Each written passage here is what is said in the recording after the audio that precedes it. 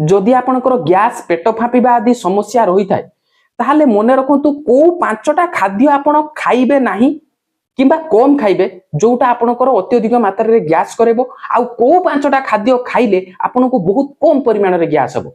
जानतु को खाद्य गुड़ाक खाइबे नहीं किंबा कम खाइबे। 1 रे भात, 2 रे रुटी, 3 रे आलू, 4 रे चीनी जातीय जिंस, 5 रे फास्ट फूड। वर्तमान जानतु को गुड़ा खाइले गैस रो समस्या देखा दबो नहीं। 1 रे माछ, 2 रे मांस, 3 रे अंडा, 4 रे परिबा, 5 रे फलमूल। मन रखंतु आपनको पेट रे जो गैस सृष्टि हुए किछि बैक्टेरिया अछंती जो माने फर्मेंटेशन कला परे खाद्य को पचेला परे सेतिर गैस सृष्टि हुए।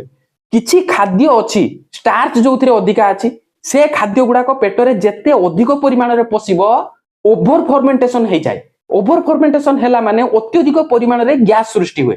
तेणु जो खाद्य गुडा खाइला माने से बैक्टेरिया को आराम से बचिबा को दउचंती आपण ताको गैस फॉर्मेशन करिया को दउचंती से खाद्य गुडा को जदी न देबे ताले आ गैस होबनी। बहुत जरूरी वीडियो समस्त को शेयर करो।